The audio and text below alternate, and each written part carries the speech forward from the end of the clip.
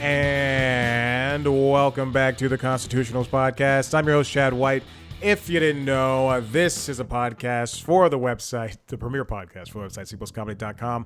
Like I just said, it's a website. Go there. Episode 305. I believe before this starts over, I'm going to stop the song. Yeah, I finally did it.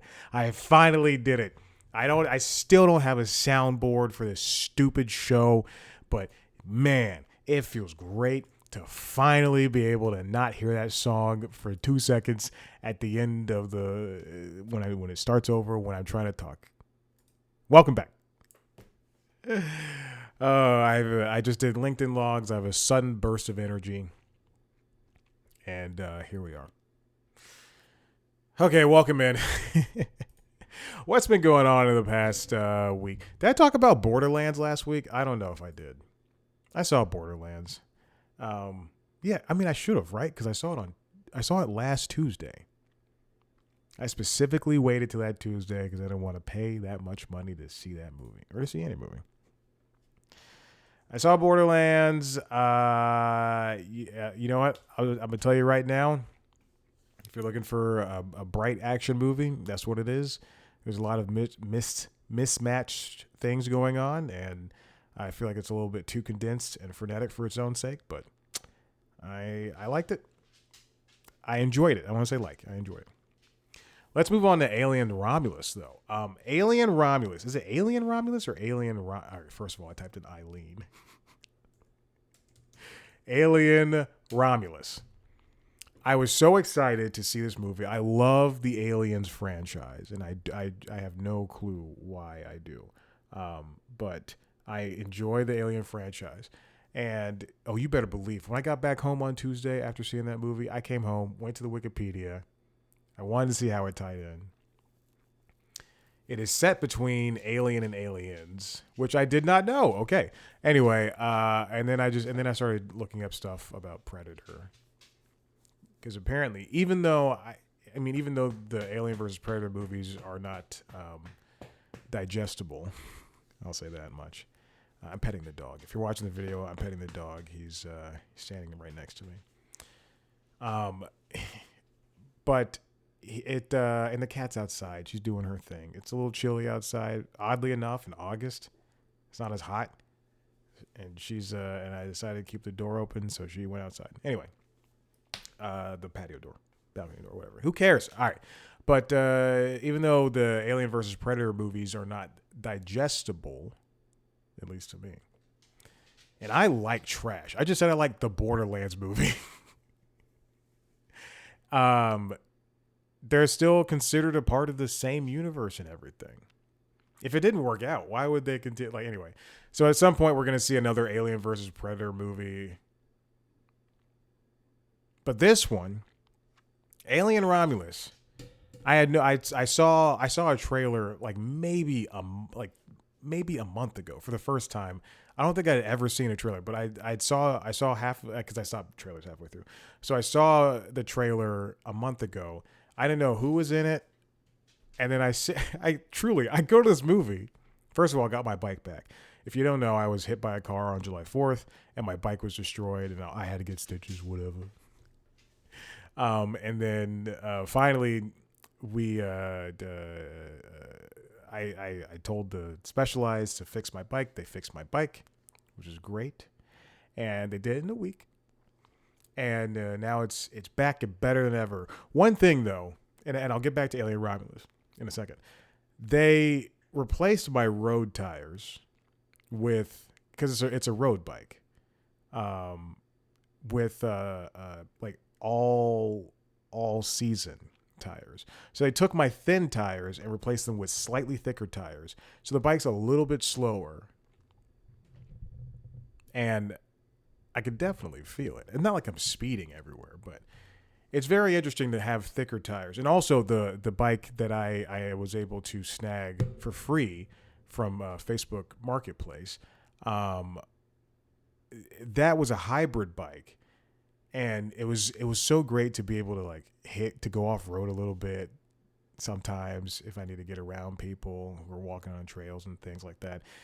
It was so interesting because I could never do that with my bike.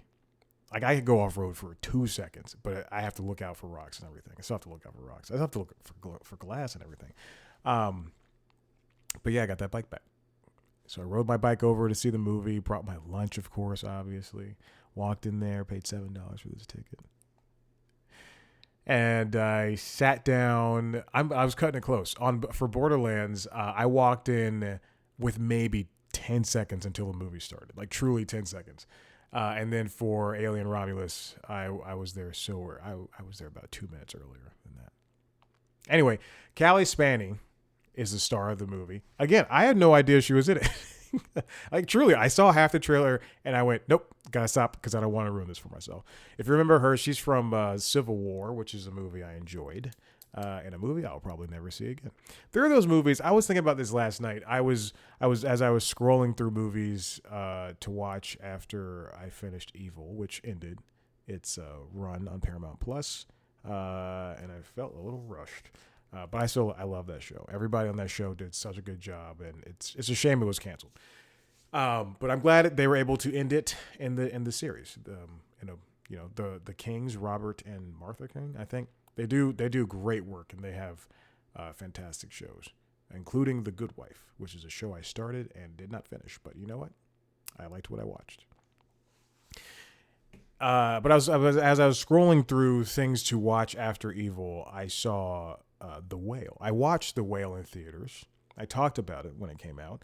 I talked about how I brought a salad in there, and watching that man eat meatball subs and pizza and just like gorge himself made me sick. Truly, I had not felt like that in a movie in my entire life. But, The Whale, I enjoy that movie. I'll probably never watch it again. I enjoyed. So, Civil War, I enjoyed. I'll probably never watch it again. Callie's joined by David Johnson, who did a fantastic job as her symbiote brother. Is that what is that what he is? An android. He's an android. Yeah. And then the rest of the people in this movie exist. There's so many times I jumped when I saw a xenomorph. Oh my gosh. This movie made me unsettled. Not in the same way that The Whale did. But man, I enjoyed Alien Romulus. I'll say it. There's not a terrible Alien movie. At least I don't think. Let me scroll through. Aliens, Alien 3, Alien Resurrection. Prometheus is great. I love Prometheus, and I love Alien Covenant. And there weren't many times. Actually, you know what? I don't even know if they even hearkened back to the original Alien. They did. And also, I'll say this: this one is a lot more freaky, and I venture to say action packed, but I don't want to say that. I don't want to put that. I'm looking at the timeline here, and wow, it's crazy. Prometheus is the first movie, and then Covenant obviously comes after that, and then Alien is the third one. Huh. Then Alien Isolation, and I'm skipping all of the short films that are available on the Alien Blu-ray. I have the collection, which only includes the mainline films and not the prequels, but also has all the short films. Then Alien 3 comes, wow, pretty late. And then Resurrection is obviously the last one. Cool. All right, well, we've talked enough. Hey, speaking of Borderlands, this comes from IGN, written by Wesley Yin Poole. With Borderlands 4 set to ditch Epic exclusivity, Randy Pitchford addresses 5-year prediction that Steam would become a dying store. So if you don't know who Randy Pitchford is, I would say he's a loudmouth CEO, but and I don't know if he's a good guy anymore. But there were a couple. So this week is Gamescom week, which is a German gaming expo where Xbox and other companies go. I don't think Sony has ever gone, and I don't think Nintendo went this year, but they go there to announce games. It's like E3 but in Germany. Gearbox chief Randy Pitchford years ago said that Steam, quote, may look like a dying store in the future with, quote, other competitive stores to will be the place to be. If you don't know, Epic Games Store is I think Gearbox owns Epic Games Store, which is, Fortnite. Gearbox is also Fortnite, all that stuff. It's an alternative game store to buy games for your PC. However, in the same vein as the Ubisoft store, as Origin for EA, as Steam is for Steam, you have to, when you buy games on that store, you have to use their launcher. You can't, with the exception of GOG, which is Good Old Games, I guess, I think. All of that DRM is tied to those stores. So you have to use the launcher if you buy the game via the stores.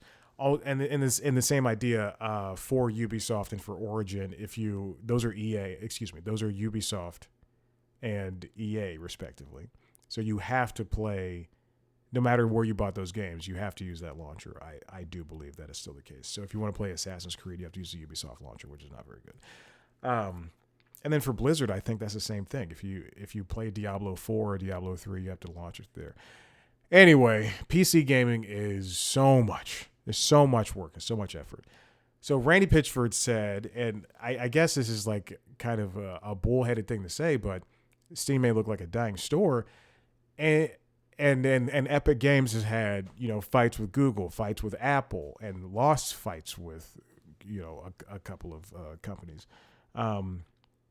I think that it was a bold thing to say, and if anything, short-sighted, because Steam has so much clout and so much of a grip within the PC gaming community. I would rather go to have a game on Steam and have it with everything else as opposed to go to Epic. But Epic does give away a lot of games. And also, if a game is on sale at Epic, then, you just probably get it there. Borderlands 3 launched on the Epic Games Store on PC exclusively. So it was on the consoles, but if you wanted to buy it on PC, you had to buy it through the Epic Games Store, which annoyed a lot of people. 2 years later, documents made available as part of Epic's high-profile lawsuit with Apple revealed Epic paid Borderlands 3 publisher 2K $146 million upfront to sell the game for PC exclusively through the Epic Games Store. I know I have Borderlands 3 through Epic, but I think it was given away. Now, Borderlands 4 is going to be releasing on Steam as well. Because why hold yourself? Why hold yourself to one store? The game didn't sell that well up top, which is what's very important. Now, responding, Pitchford tweeted to say that Epic had not pressed its advantage in the PC battle with Valve, something he called a shame. He said, "I'm a Steam customer, but sure wish they had more and better competition that was more favorable to artists, designers, and creators than the retailer. I will continue to support competitors to Steam and also support Steam." That's a good way to say it. He said he's less anti-Steam and more pro-competition. I think if that's what you meant originally, that's what you should say. It's when you look at companies like Netflix that let's just go with the streaming analogy. Netflix is doing far and above better than something like, I don't know, Paramount Plus. I don't want to continue picking on Paramount because I think I did that in LinkedIn Logs. But it's doing way better compared to that. And to say if current owner Sherry Redstone or future owner David Ellison of Paramount Plus came out and said it's not fair that Netflix has more subscribers and gets better shows and better movies. I'm kind of breaking the analogy here, but it is more in a way, at that point, your fault. the exclusives that they have are the thing that people are drawn to, and they already have that foothold. You can't be a new streaming company. I can't make a Quibi and come out and say, "Oh, it's not fair that people are going over to them, and I'm going to launch this show that everybody wants, but nobody can really get access to." I know I muddled it up, but you get it.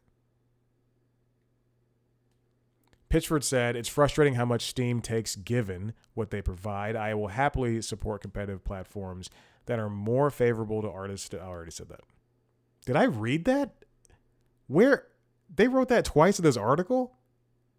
Ugh, good Lord. Where's the editor when you need it? They wrote there's another quote that's double quoted in here too. Valve, like Apple, takes a huge and Google, I'll say that as well, takes a huge cut of things they sell in their store because they can, because they have that foothold. People can say, "Yes, I wish."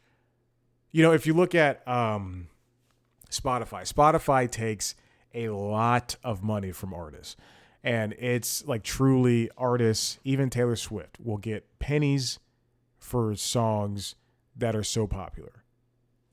And, Apple takes, I think, like 30 or 40%, something like that. And Google takes the same amount as Apple does. If there were more competition, if there were more ways, I can go to isthereanydeal.com, which is a great congregation website that links up to every single PC game store there is. And it will tell you, Hogwarts Legacy is at its cheapest for $20.77 on Game Billet. And what's going on? And then Ghost Runner 2 is the same as $12.37 on Game Billet. And then you can go even lower. You can go even deeper, rather. I can click on Pac-Man World Repack. I'm just giving you guys... I'm giving listeners a peek into what I want to buy. I'm hoping that Hogwarts Legacy is free one day so that I don't have to give J.K. Rowling money. Because I don't steal games. But I don't want to give that horrible person money. And then I can go deeper into Is There Any Deal and see, it's the game unlocks on Steam, because that's one of my requirements. There you go. And then I can find it on the Win Game Store or Noctree or Newegg or Humble or DL Gamer or Fanatical, Pac-Man World Repack, and I can see where it's been cheaper and all this stuff, and that's I think that's a great way to fight competition, or to find competition rather, because if I can get it cheaper on Game Billet, I'll buy it there. That's where this week, I'll tell you this much, I just bought Digimon Cyber Sleuth the special edition, a game I don't know if I'll ever play it, but I love Digimon. And I know it's an RPG, it's a JRPG, and I can play it on my Steam Deck. I can play it on the Mac, and I'm gonna at least enjoy the first 10 minutes or so. I don't have time for JRPG. I still have to beat Persona 5 Royal. It's my favorite game. I love that game.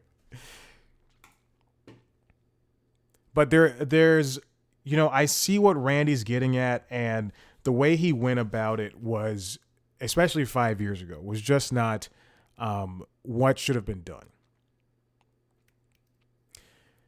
And also, he's not even the owner of Epic. He's the owner of Gearbox. But if you really believed in a product, it should have been a timed exclusivity, first of all. It ultimately was a timed exclusivity, but to really put much emphasis on a fledgling game store, that fledgling is that because fledgling's a Pokemon, but to put much emphasis on a game store that doesn't have as much of ties to the industry, is compared to the biggest PC game seller, and I would probably even say the biggest the biggest game marketplace there is.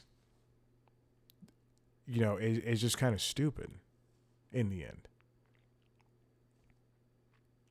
Steam platform fees are typically at 30%. Meanwhile, Epic Stores remains unprofitable, by Epic's own admission. Epic boss Tim Sweeney is a vocal opponent of Steam. Okay, let's move on to the next one. This is a twofer. Why is it not clicking through? I swear on my life. Chad. Oh my goodness. I don't even remember where this came from. TNT CW show.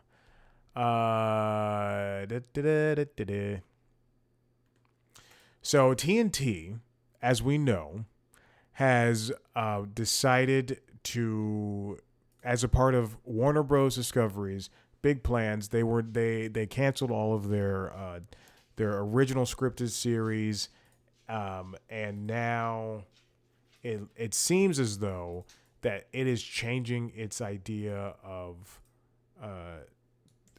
what's going to happen. Now, this comes from Variety, written by Joe Otterson. Librarians, the next chapter moves to TNT from the CW. Again, what we know about the CW is it was just purchased by Nexstar, and they just canceled all of their shows, mostly all their shows, with the exception of like All American, I think a spinoff of that show or the original show, I don't remember, and one or two other shows, but they canceled truly everything else. This show, which was a spinoff of a show called The Librarians Next Chapter, I'm guessing. I'm not good at math, but I know The Librarians, a show I've never seen a second of, and I know that this is a spinoff without even having to look in the article. God, I haven't read this. No, I read this.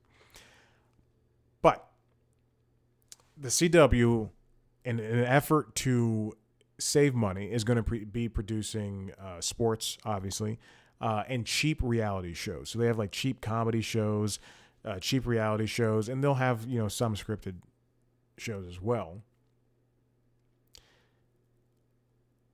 Librarians Next Chapter was going to air on the CW this fall, so the show's been made. But last week, the CW pulled it from its schedule. Now the Wall Street Journal, that's where I linked to. Oh, my goodness. I was trying to figure out which story I was linking to. So now, let's move over. Joe Flint wrote this for the Wall Street Journal.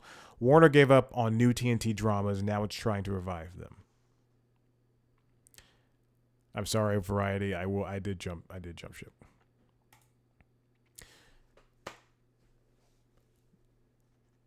The company has begun working on beefing up original programming for its TNT cable network, people familiar with the matter said, which will involve an increase in spending.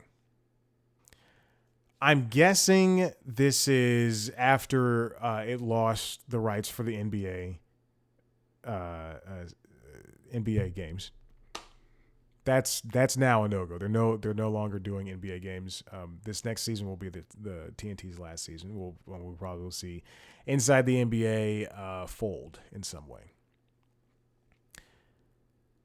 And of course, that really hurts their streaming efforts, especially because a judge, I believe last week I did this story, they blocked the launch of the Venu Sports venture that it has with Fox and Disney because Fubo TV sued them and said it was it would ruin competition, and that it would, the judge said, and said Venu cannot launch this September, which was supposed to be what happened, which is the start of the football season. You got some basketball going on, into baseball season. I mean, come on, man.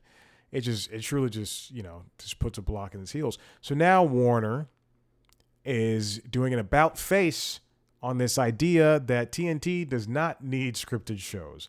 Because what is a network that was reliant on three things? Live sports, live basketball, but now hockey. Live sports, reruns of Harry Potter, Lord of the Rings, Marvel movies, DC movies, and shows like Rizzoli and Isles, I guess. Not Suits. Suits is USA, right? I don't remember. I think so. Again, not good at math. So if it can't have the first two, if it can't have the first one, then hey, let's lean in heavily to the second two. Shows in the works for 2025 and beyond include what one executive described as, quote, high adrenaline dramas that will play well with the channel's male audience and be a good fit for the network's sports programming. And people will say diving right back into cable is bad. This will help them. This will help them, even if just a monochrome. It'll help them a little bit because they need it. Trust me. I say everybody needs it. You can't produce everything for streaming because that'll lead to Netflix, and Netflix is willing to cancel shows left and right. If you produce something for cable, you can give it less money, but it could have a potential of an audience that will grow, A, on cable, B, on streaming, and C, from small to medium, and maybe even big. The network is also planning to raid the Warner Bros. Movie library to reboot several films into made-for-TV movies or series for TNT. There is a I was on Wikipedia a couple weeks ago, and I was looking up TNT shows. I'm such a boring person, but I saw that they did TNT miniseries about, oh my gosh, like a whole different thing, a whole different thing. Let me see. Hold on. There's like pro wrestling movie presentations. What is this? Monster Vision. I don't know what that is. They did miniseries about so many different things, and I thought it was so interesting. And there was one that was big to them, or maybe it was USA, but it was like a golden TNT. Indiana Jones? Was that it? Indiana Jones. So I typed in India Jones. There was something that they did. Oh, there it is. It was called Librarian Trilogy. Librarian Trilogy. That's what it is. Oh my gosh. Librarian Trilogy. Librarian Trilogy. Yeah, The Librarian. That's what it was. Very funny. Oh, and the same thing with The Librarian is the next chapter. Yeah, okay, so The Librarian. It's cyclical, baby. So Librarian, they had 3 different movies before the original show, The Librarians, in 2014, and this new thing called The Librarians, the next chapter in 2024. There were 3 movies called The Librarian Quest for the Spear, Librarian Return to King Solomon's Mines, and The Librarian Curse of the Judas Chalice, airing between 2004 and 2008. And then they made these spin-off TV shows. That's crazy that it all came up at the same time. Wow. Now TNT has to, there's fallout from the sports thing. They're doing these miniseries, doing more shows and movies and things. TNT's deals with Comcast, they also have to talk with distributors, with Comcast and Charter Communications will come up for renewal in the next few years. How those talks will go will have significant effect on the channel's futures. Channing Dungey has recently been put in charge of the cable networks. If you might know her from, I believe, previously working at Warner Bros. Discovery. But she took over this job. Nearly a year ago, Charter won concessions from Disney that allowed it to provide the ad-supported versions of Disney Plus and ESPN Plus to some of its pay TV subscribers at no extra cost. Also, additionally, I want to add on this. Nelly Andriva writes for Deadline that TNT greenlights CIA miniseries as Network Eye's potential scripted ramp-up post write-down and restructuring. So there's more coming. I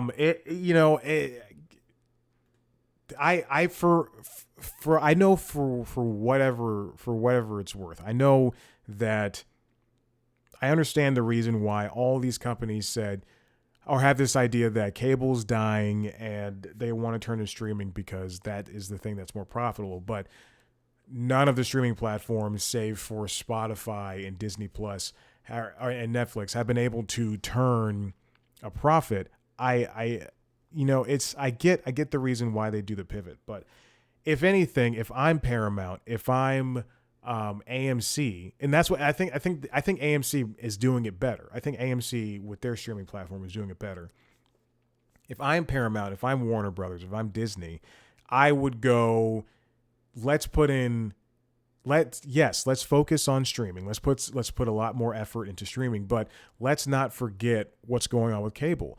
Just because the providers are losing subscribers doesn't mean that audience is gone, and doesn't mean that a similar type of audience can't be found on streaming. It's if every show is made for streaming and given a wildly huge budget or nothing at all, then you lose what a cable show is able to provide. I mean, look at look at Yellowstone. Yellowstone became a phenomenon in the years that it was on television, and the year that it'll come back, which is this year, I believe. And then it spawned 2 streaming only shows. 3, excuse me, I'm forgetting Bass Reeves. So it spawned 3 streaming only shows, including Bass Reeves, Lawman Bass Reeves, which is, I guess, an anthology series, 1923 and 1894. That's the one I watched. I still haven't seen 1923. 1919? And it's gonna have more spinoffs. That's what you can do if you are able to give. And Sheridan and Taylor Sheridan is working with Paramount, with Paramount, and giving them other shows as well, like Tulsa King, which is a fantastic show. And if you work on that, if you were an extra on that show, you might be called ugly and fat by Sylvester Stallone. He said that. It's crazy. He didn't say that, but it was proven. And ugly and fat. But there is still some type of magic that can be done. I would say Disney is doing it right, because they just launched Primos. They just launched other shows. Gravity Falls does well in streaming. They're going to return to that. Look at a section of Warner Brothers, which is Cartoon Network and Adult Swim. A lot of those shows, Smiling Friends is a show that has done extremely well for Adult Swim. Craig of the Creek was able to get a movie. I think they're doing that for everybody. For Cartoon Network. And then even still, you can go to other companies and say, look, we have this IP that's been around for decades, and you can make something with it, or we'll make it and then we'll put it out on your platform for a timed exclusive. Let's get back to that. And I'm referencing in that vein, actually, I gotta stop saying that. I'm referencing the Sandy Cheeks movie, which is a spinoff of SpongeBob SquarePants. Yes, it's starring Sandy Cheeks and SpongeBob, and it's a feature-length film on Netflix. And at some point, it's going to make its way over to Paramount Plus. But right now, it was the number 1 movie on Netflix for the 2 or 3 weeks until the next thing came out, and it's still charting. But people, obviously, if they can recognize and say, hey, I like Batman Cape Crusader. I like Batman. I like to watch the Batman cartoons. They have Batman Cape Crusader on Amazon Prime. It was supposed to be on Max, but it's on Amazon Prime. I want to watch that. And you know what? It does well. People love that, obviously. And then you can look at broadcasting, and things still do well. Fox Broadcasting was so proud and so happy of what was happening with Crapopolis before it premiered, that it got another, before it even was finished being made, it picked up another season, and then it picked up another season, and it has 3 seasons under its belt in the middle of season 1. These things can still happen. You just, as a company, have to be willing to take the hits and say, you know what, we don't have an audience now, but Hopefully it'll find something on streaming. Hopefully it'll find, because it's airing next day on Hulu, or we're going to put it on the platform in 6 months when it's done. Be confident in that. All right, I'm done. Listen, if you like what you heard here, head to the website, cpluscomedy.com, where you can see me talk to famous people sometimes. You can, watch a video version of this show on youtube.com/cpluscomedy. You can watch video versions of the other shows. LinkedIn Logs, which is the Jobs podcast, and Late Night Lately, which is a late night show. Subscribe to those wherever you get your podcasts. You can follow us on TikTok, Twitter, Instagram, and Facebook at C Plus Comedy. Follow me on those platforms at Chad Blackwhite. Thank you so much for listening, and I'll see you next time. I'm not going to say it yet. Now I say it. Goodbye.